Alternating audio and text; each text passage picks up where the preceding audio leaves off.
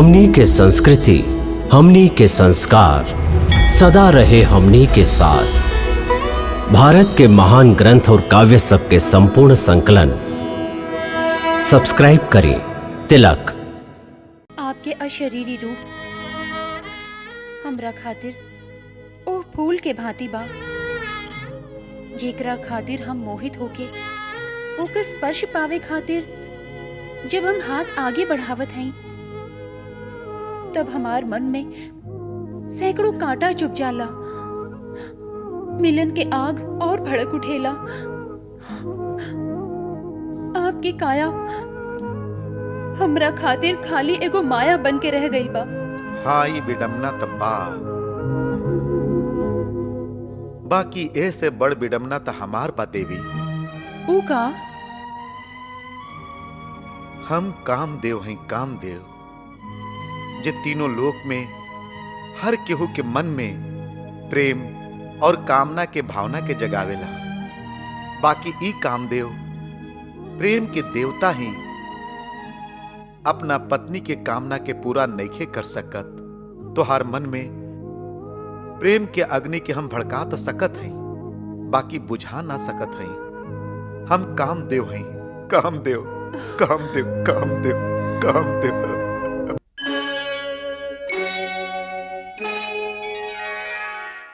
इतना युग तक हम दोनों धीरज से काम ले ली, तो फिर अब हम दोनों इतना व्याकुल, इतना भावुक काहे होत हई? ऐसे काहे कि हम धैर्य और सहन शक्ति के चरम सीमा तक पहुंच गए हैं। अब और सहन कईल बहुत कठिन बा। कठिन त बा, बाकी प्रतीक्षा करे के अलावा अब और हम का कर सकत हई? नारायण नारायण। आप दोनों के प्रतीक्षा के समय अब समाप्त ही होके वाला बा। प्रणाम देवर्षि। आयुष्मान होखा। आपके मुंह से इस शुभ समाचार सुने खातिर तो हमार कान तरस गए रहे। देवर्षि, का अब हम दोनों के मनोकामना पूरा हुई? का हमके शरीर मिल जाए? का हम फिर से जन्म ले?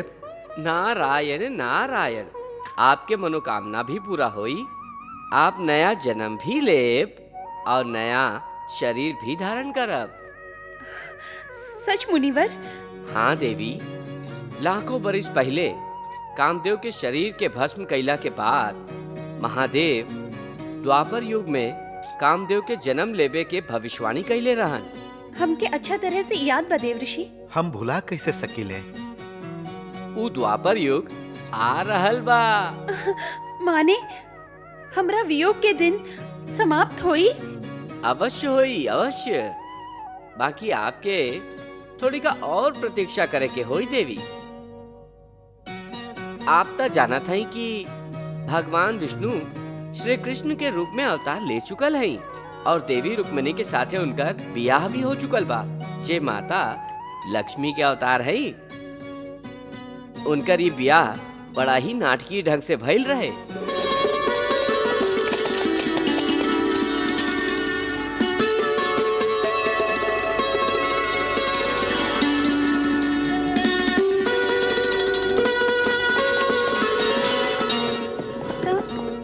ब्याह के बाद कवन बाधा शेष रह गई बा?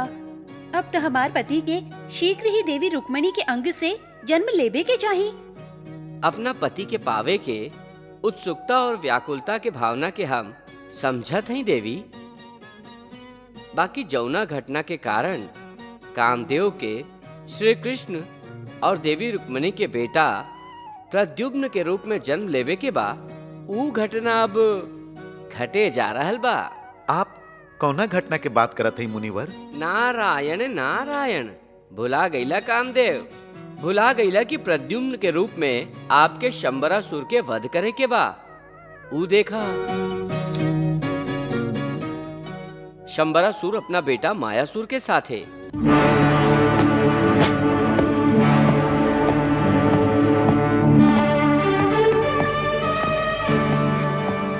दोनों श्री कृष्ण के विरुद्ध युद्ध के तैयारी पूरा कर ली ले बाड़न और अब ऊ युद्ध खातिर निकले ही वाला बाड़न।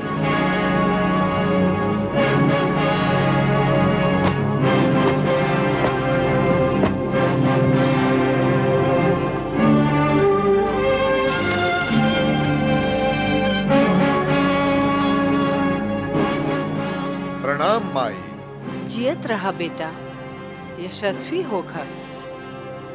तोहार रग में हमार दूध रक्त बन के बह रहल बा। एह के रणभूमि में बहा के शत्रु लोगन के आपन पैर से रौंदे मत दिहा। माई, तोहार रक्त के क्रिया बा। हम अपन शत्रुअन के रक्त के विजय तिलक अपना माथा पर लगा के लौटब। आप हमार प्रतीक्षा करब। जरूर बेटा।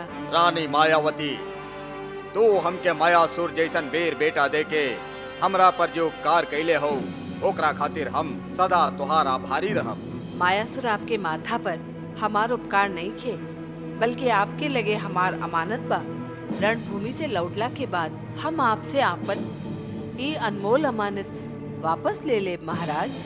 रानी मायावती, मायासुर शंबरासुर के बेटा है और हमार बेटा हमरे जैसन मायावी विद्या में प्रवीण बा। हम युद्ध भूमि में मृत्युदाता बन के उतर रहल हई। मृत्युदाता।